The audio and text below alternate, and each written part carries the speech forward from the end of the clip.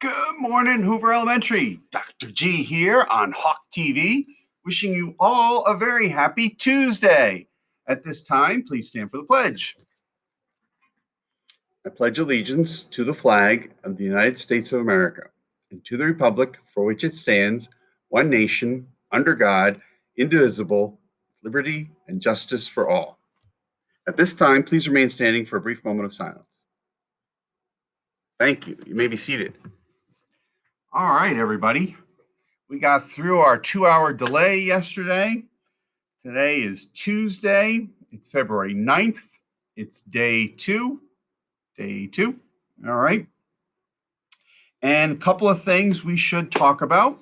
One, of course, is we always want to see lots of kids working hard on their iReady. Let's keep doing the iReady, the diagnostic, maybe any of the teacher assigned pages, things like that. Because the more you do iReady, the better you're going to be at reading and at math. All right. And you could end up being an iReady champion of the week. Also, want to just remind folks about watches. So we've had a couple of folks who have watches, and a watch should really help you tell time. That's really what we're looking for, okay? Now, there are some other folks who have some fancier watches, and that's fine.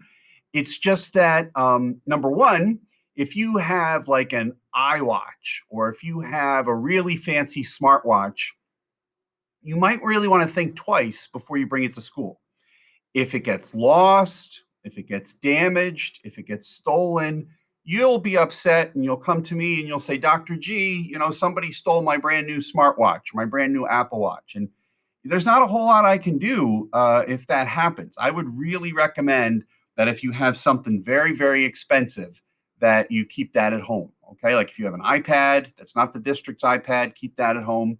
You can always bring in your district Chromebook, but really something like a smartwatch, you probably don't need. Now, I get it that there are some people who, let's look at cell phones. I agree. I don't even think you should have a cell phone, okay?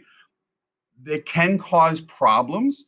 The state doesn't allow you to have cell phones if you're in 3rd and 4th grade and you're taking the PSSAs, because there's so much you can do on a cell phone. You can make calls, you can text people, you can take pictures, you can take videos, and you really can't do that stuff in school. You can't take videos of people on the bus. You can't take pictures of people in your classroom. You can't record people without their permission. You can get in trouble for all of that, and we don't want that to happen.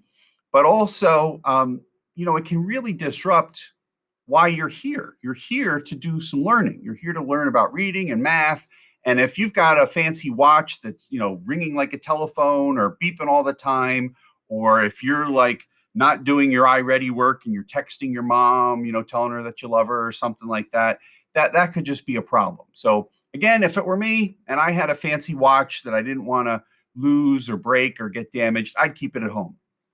If you really absolutely have to, your parents said that you must have this Apple Watch with you, you probably are going to have to turn it off and put it in your book bag, because that way, it won't disrupt learning. I have heard, and I don't have an iWatch, but if you have an iWatch, I think there's a way you can program it so that during certain hours, you could set it so that like between 8 a.m. and 4 p.m., it's just a regular watch, not a dumb watch, just a regular watch. So that would be helpful if you could do that. And if you had it on your wrist and it wasn't beeping and you're not texting and you're not emailing and you're not recording anything, then that would be okay. Generally, if someone has a cell phone and it rings, or if someone has a smartwatch and it causes some sort of disruption, a teacher's going to reach out to you. They're going to give you a warning, say, hey, look, you can't do that. You need to turn it off. You need to put it in your book bag. They'll call your parents too, just to make sure that they know that, learning was disrupted today by that really cool iWatch.